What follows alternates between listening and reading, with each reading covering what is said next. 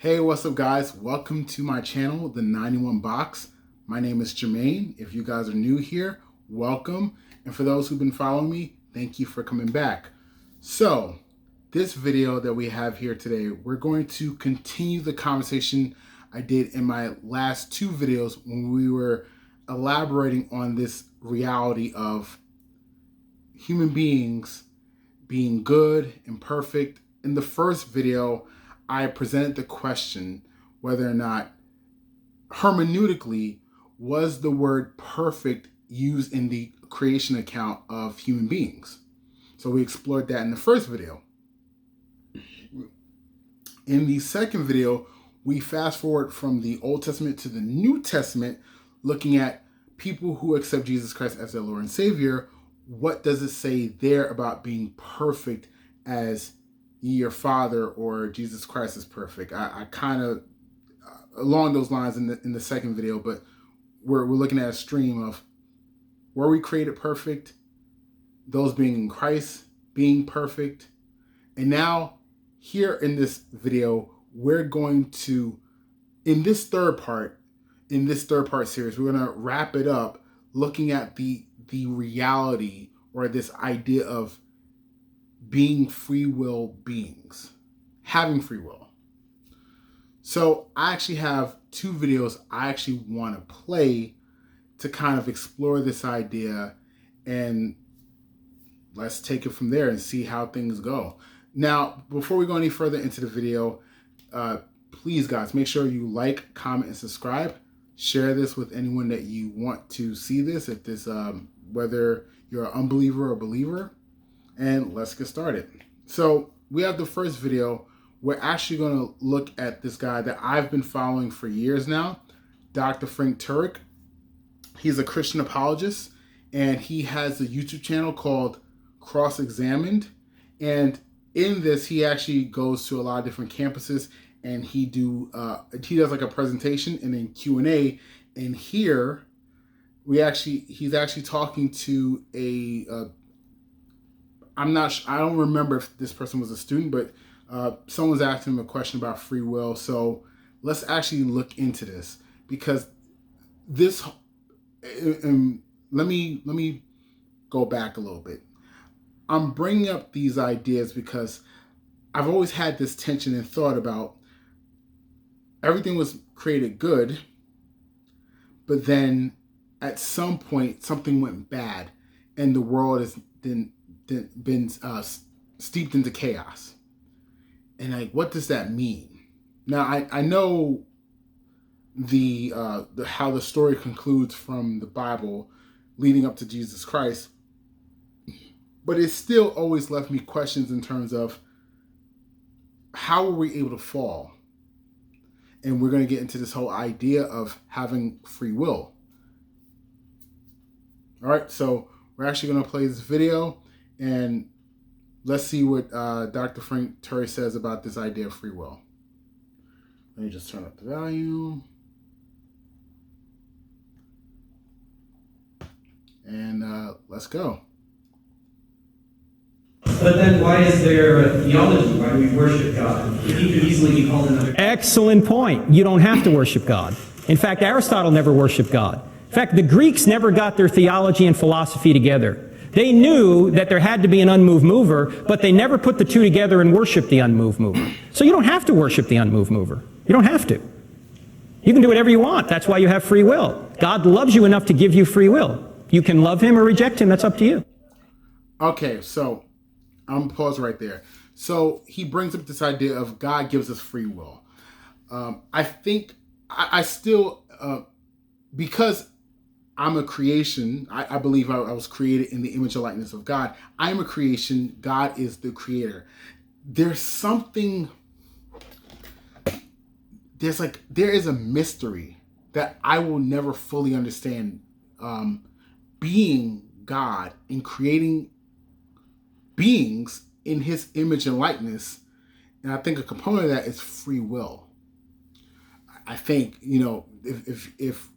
if beings image God and have his likeness and God is free, therefore we will be free. But he created us free to accept them or reject them. Now, I'm going to say this. That is very tough. That's very hard. But there's this idea that Dr. Frank Turek talks about this in many other videos, but let's listen further and hear what I guess the student or whoever he's going to give maybe a rebuttal or a question or something like that. But on that point, you do have the free will to accept or reject God, but the obvious conclusion is that rejection of God will lead to eternal damnation in hell. So in reality, we do not really have the choice to accept or not to accept God. We must ultimately accept God, assuming we choose to avoid perdition. Okay, before Dr. Frank Turek answers that question, I understand the guy's logic. Most people, and even myself, view this as you're pigeon-toeing me. You're limiting my options, which to me seems like lack of a choice. If I can't do whatever I want, then do I really have free will? Now, I think our definition of freedom is somewhat off. Again, I go back and forth with this. But I think, if I'm hearing this guy correctly, though choices are limited, because if you don't choose God, then he'll send you to hell, that still doesn't take away your ability. It just means you have limited options. So let's hear what Dr. Frank Turek has to say about this. Well, if you want to avoid, well, let me back up for a second. There's only two possibilities if God exists. In eternity, you're going to be with him or you're not going to be with him, right? That's logically the only two options. If you want to be with him, you will seek him out and be with him. If you don't want to be with him, God will not force you into his presence against your will. In fact, let me make the objection stronger than what you're making it. You're very polite, but I debated an atheist who was a little bit more direct. And let me tell you, this man he's a good man. I like him. His name is Eddie Tabash. He's an attorney from Beverly Hills. We debated at University of Michigan a number of months ago. And he looked at me during the Q&A and he said, Frank. Okay, so that's as far as I'm going to play with the video. I will probably put the link of the video inside the description so you guys can actually go watch the full video. It's not long. It's almost 4 minutes long, but again, you probably can find this video as well on his YouTube channel, Cross Examine. So I will say this. Today's era, there's like a much more fluffier and better way of evangelizing to people, which I think there's some good utility to that. A lot of people don't like hearing the fire and brimstone, you're going to hell if you don't choose Jesus. A lot of people don't like that. And I can understand that to some extent. But, you know, there's actually, there's something underpinning Dr. Frank Turek's answer. And I actually want to go to the next video so you guys can actually hear this idea of like why does it have to be this way, free will, all this type of stuff, which probably presents the possibility of how things went so bad, how human beings have sinned, and how the world is in chaos. So let's go to the next video. You guys may know him. Some of you guys may not know him, but this is a guy I followed for years as well. This is Free Will and Love by Ravi Zacharias. I'm not going to get too much into his backstory, but I definitely benefited from a lot of truth that he given over the years with his commentary at universities. So let's hear what Ravi Zacharias has to say. I might jump around to find the right point that he's talking about this idea of free will, but let's see. As wonderful as it may seem, that in stopping that, you think he is protecting you from that which is destructive. The greatest denial that you're asking for is the freedom of your will to be able to choose and to love God with all your heart and all your soul. When you've got love as the supreme ethic and the freedom of the will to choose that love, all of the other contingencies come in and can become explained why it is possible to either choose or to reject, so that love can ultimately reign supreme. If you want compliance and some kind of a mechanical response, your question itself will self-destruct. You're asking the question because you're free to ask it, and you're free to ask it because you're free to love. And when you love Him, in spite of all of the contraries that you see around us, you're trusting Him for having the supreme wisdom and the knowledge to ultimately bring a pattern out of it all. We think, for example, we know so much. The story is told in Mideastern folklore of this man who lost his horse that ran away. And when the horse ran away, the neighbor came to him and said, "You know, bad luck, isn't it? Your horse is gone." He said, "What do I know about these things?" A few days later, the horse came back with 20 other wild horses. And the neighbor came and said, "Amazing, it's not bad luck, it's good luck. You've got 20 more." Man says, "What do I know about these things?" His young son is going and taming one of the new horses. That young horse kicks him and breaks his leg. The neighbor comes and says, "Terrible, isn't it? Your son's leg is broken. Bad luck that these horses came." The fellow says, "What do I know about good luck and bad luck?" A few days go by and a bunch of thugs are coming looking for recruits to join their gang. And they're looking for all the able-bodied young men. And they're about to pick this young man but find out his leg is broken. And they say, "We don't want him. We're going to move on to the next house." So the man comes and says, "Good luck, isn't it? Your son's leg was broken." In one little series of episodes, we don't know what lies ahead. Why don't you wait till you stand before God face to face, and you will find out there were reasons why He didn't stop that trigger, so that you will see the heinousness of evil and see the majesty of love and good managing to navigate yourself as a pilgrim's progress to come to the celestial. Okay. I think it was Doctor, but Ravi Zacharias, he said a mouthful. So, what's underpinning the supreme ethic of why evil exists, why were we able to fall, all these different things, is what he presented was love, free will and love. If we want a world that is full of love, or how can I put this? We want a world full of love, full of good, then the most loving thing you can do is allow a person to be completely free, whether for better or for worse.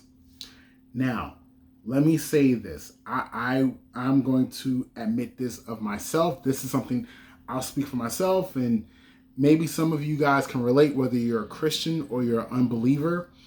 But I struggle with this. I struggle with this for years. Ever since I gave my life to Christ, October 31st, 2008, I struggle with this reality, or why was this the only outcome or possibility? And I've watched many different videos online over the years. I've heard different answers similar to this, but love is the supreme value and ethic.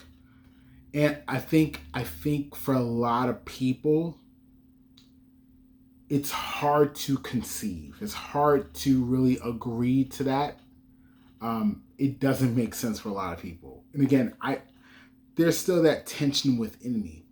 But hearing the arguments, it makes sense. Again, I can see both sides. I was a skeptic, or my mind leans skeptic, or very skeptical. I try not to be cynical, because there's a difference between being skeptical and being cynical. But I was always a skeptic as a kid.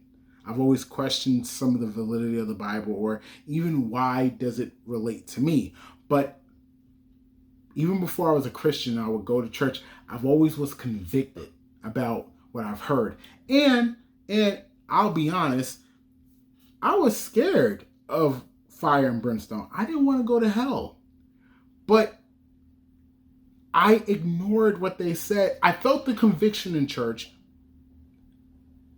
but I ignored what they said, and I kept living the way I lived. So my heart, like, I understood what they were saying intellectually, but my heart wasn't ready or didn't want to accept God. I just wanted to live my own way. I'm just being honest. I want to watch porn. I want to masturbate. I want to lust after women. I want to be angry and curse out people. Like, I'm young. If I was going to be hurt by somebody, I didn't want to love them or pray for them. I wanted to get back at them. So I always was a skeptic growing up. Always.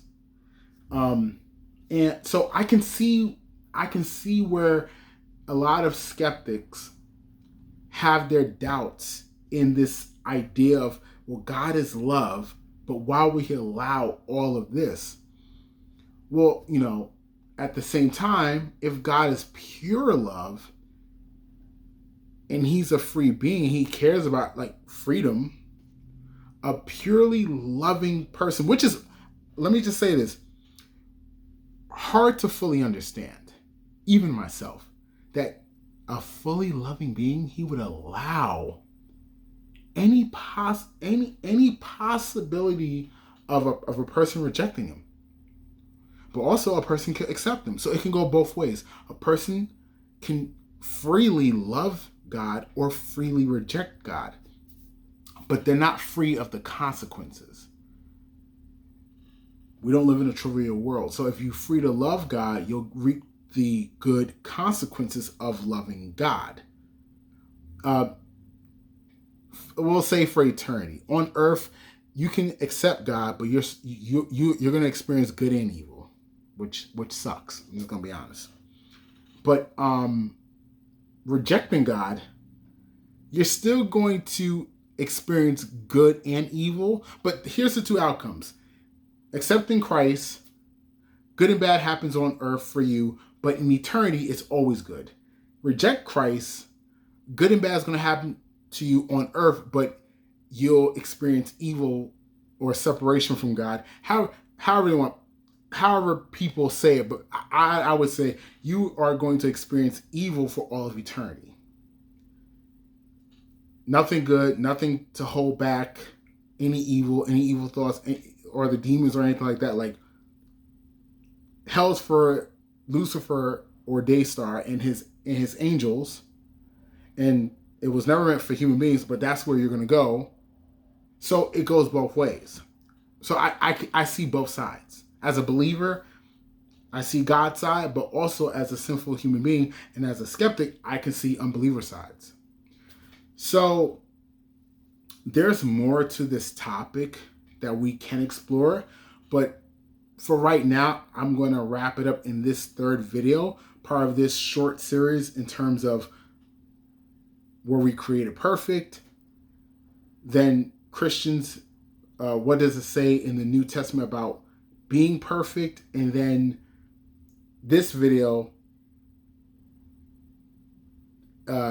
looking into free will and the supreme ethics of love.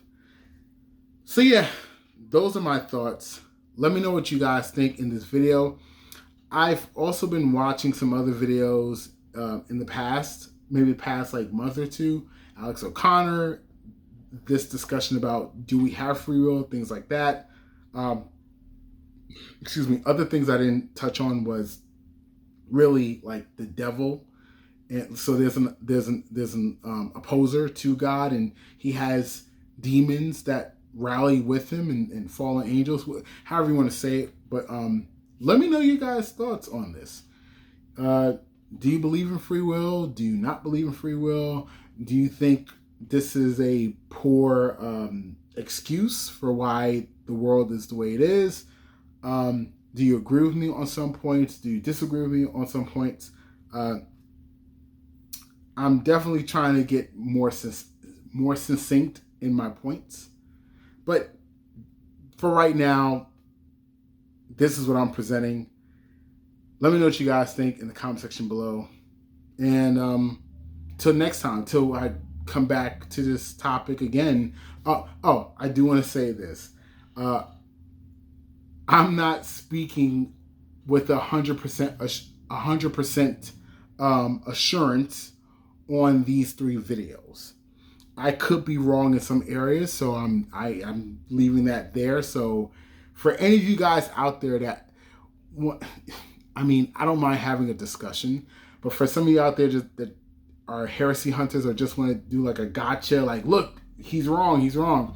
I may be wrong on some of my points. I'm still learning, still studying, and whatever I learn, I'm going to present that to you guys on my channel. So yeah, that's all. Until the next video, see you guys later. Peace.